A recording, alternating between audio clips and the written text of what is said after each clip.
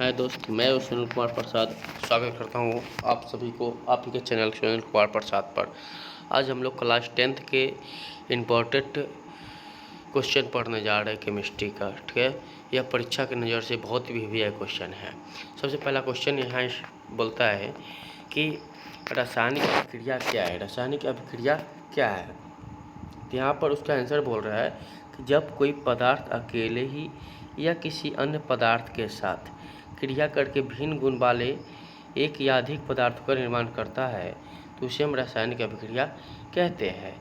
यहाँ कहने का अर्थ क्या हुआ कि जब कोई भी पदार्थ है, ठीक है, वो क्या करता है कि अभिक्रिया करता है कोई दूसरे पदार्थ से, या आप स्वयं में ही पदार्थ कर लेता है। जैसे कि कैल्शियम कार्बोनेट है, उसको जब गर्म की जाती है तो CaO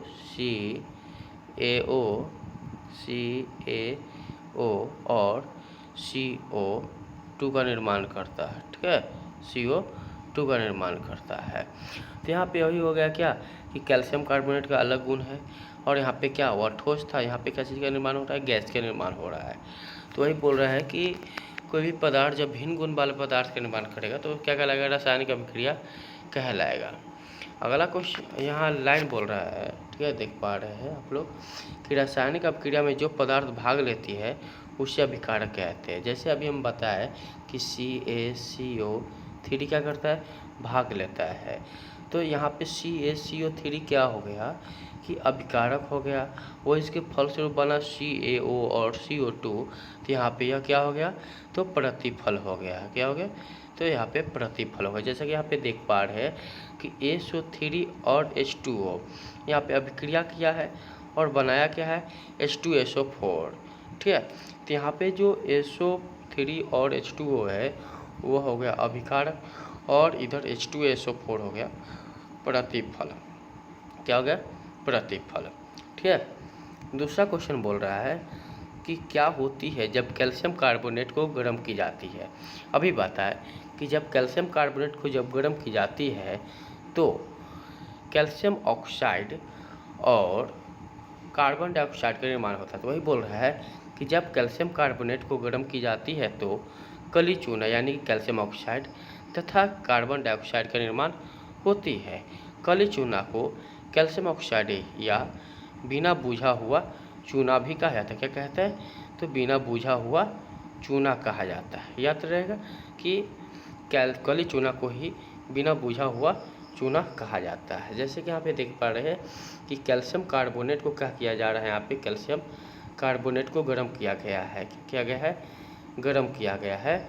तो CaO अर्थात कैल्शियम ऑक्साइड या कली चूना या बिना बुझा हुआ चूना, और इधर है कार्बन डाइऑक्साइड का निर्माण होता है। कार्बन डाइऑक्साइड का निर्माण होता है। ठीक है, आगे बोल रहा है कि रासायनिक अभिक्रिया की विशेषता।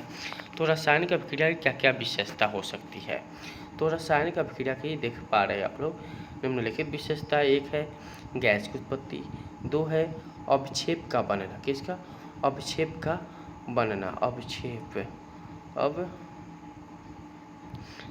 का बनना। ठीक है, तीसरा है रंग परिवर्तन, और चौथा है ताप में परिवर्तन।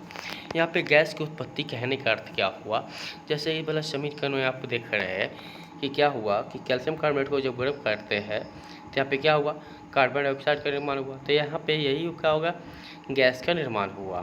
ठीक है, नंबर 2 में बोल रहा है अवक्षेप का बनना, नंबर C में बोल रहा है रंग परिवर्तन, और नंबर D में बोल रहा है ताप में परिवर्तन, नंबर E में बोल रहा है अवस्था में परिवर्तन। जैसे कि कोई ठोस रहता है और गैस के रूप में बदल जाता है। ठीक है, आगे बोल रहा है यहाँ पे अब बता रहा है गैस की उत्पत्ति के बारे में कि गैस की उत्पत्ति वही बोल रहे हैं कुछ रासायनिक अभिक्रियाओं के दौरान गैस की उत्पत्ति होती है। जैसे जब दानेदार जस्ता की अभिक्रिया तनु हाइड्रोक्लोरिक अम्ल या सल्फ्यूरिक अम्ल के साथ कराई जाती है तो हाइड्रोक्लोरिक अम्ल का निर्माण होता है। किसका, तो हाइड्रोजन गैस की उत्पत्ति होती है। किसकी होती है, हाइड्रोजन गैस की उत्पत्ति होती है। अब यहाँ पे बोल रहा है कि जब लकड़ी को वायु में जलाई जाती है तो कार्बन डाइऑक्साइड गैस का निर्माण होता है। जब लकड़ी को आप जलाते हैं वायु में तो क्या होता है, कार्बन डाइऑक्साइड का निर्माण होता है। तो यहाँ भी गैस का निर्माण हो रहा है। ठीक है, आगे बोल रहा है 2 में है अवक्षेप का बनना। तो वही बोल रहे हैं कि कुछ रासायनिक अभिक्रिया के दौरान अपक्षेप का निर्माण होता है, जैसे ठीक है, जैसे जब सोडियम क्लोराइड के जलीय विलयन में सोडियम क्लोराइड के जलीय विलयन में सिल्वर नाइट्रेट के विलयन डालते हैं। किसका? तो सोडियम जो है क्लोराइड के विलयन में किसका विलयन डालते हैं? तो सिल्वर नाइट्रेट का विलयन डाली जाती है, तो सिल्वर क्लोराइड के दही जैसा अपक्षेप प्राप्त होता है। अब अगला बोल रहा है रंग परिवर्तन। तो रंग परिवर्तन के बारे में क्या बोल रहा है?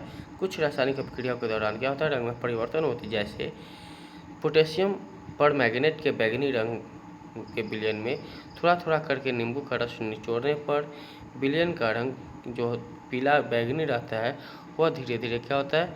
गायब हो जाता है। नंबर अगला बोल रहा है ताप में परिवर्तन। ताप में वही बोल रहा है कि कुछ रासायनिक अभिक्रियाओं के दौरान ताप में परिवर्तन होती है। जैसे कली चूना को पानी में डुबोई जाती है तो ऊष्मा का निर्माण होता है। अगला बोल रहा है अवस्था में परिवर्तन। तो बोल रहा है कि कुछ रासायनिक अभिक्रियाओं के दौरान अवस्था में परिवर्तन होता है। जैसे हाइड्रोजन गैस और ऑक्सीजन गैस की अभिक्रिया कराई जाती है तो जल का निर्माण होती है। तो यहाँ पे क्या हुआ कि जब दो गैस का अभिक्रिया किया तो क्या हुआ?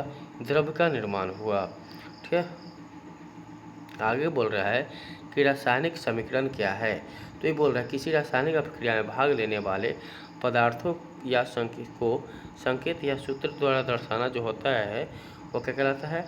तो रासायनिक समीकरण कहलाता है। ठीक है, अब यहाँ पे बोल रहा है कि रासायनिक समीकरण जो होता है दो प्रकार की होती है। एक को कहते हैं संतुलित रासायनिक समीकरण और दूसरा को कहते हैं असंतुलित रासायनिक समीकरण। ठीक है, यहाँ पे अब संतुलित समीकरण के बारे में बता रहा है कि संतुलित समीकरण क्या है। तो वही बोल रहा है संतुलित रासायनिक समीकरण, ठीक है, समीकरण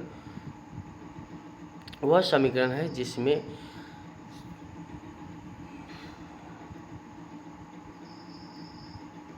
जिसमें अभिकारकों की संख्या प्रतिफलों की जो संख्या होता है उसमें जो तत्व होता है उसके जो परमाणु होती है उसके समान होती है, तो उसे हम कहते हैं संतुलित रासायनिक समीकरण। ठीक है, जैसे यहाँ पे देख पा रहे हैं कि इधर एस कितना है? एक है, इधर भी एस एक है, ऑक्सीजन 3 है, एक 4 हो गया ऑक्सीजन, इधर भी ऑक्सीजन क्या हो गया? 4। हाइड्रोजन देख पा रहे हैं इधर क्या है? 2, इधर भी हाइड्रोजन क्या है? 2। इस प्रकार यह क्या हो गया? संतुलित रासायनिक समीकरण हो गया। ठीक है, तो हम संतुलित समीकरण के बारे में बता सकते हैं कि वह समीकरण या वह रासायनिक समीकरण जिसके अभिकारकों तथा प्रतिफलों के तत्वों में उपस्थित परमाणु की संख्या समान होती है उसे हम संतुलित रासायनिक समीकरण कहते हैं। ठीक है, तो और असंतुलित रासायनिक समीकरण तो वही हो जाएगा। असंतुलित के बारे में अगर बोला जाए तो जिस रासायनिक समीकरण के अभिकारकों तथा प्रतिफल में तत्वों में परमाणु की संख्या समान न हो तो उसे हम क्या कहेंगे? असंतुलित रासायनिक समीकरण कहते हैं।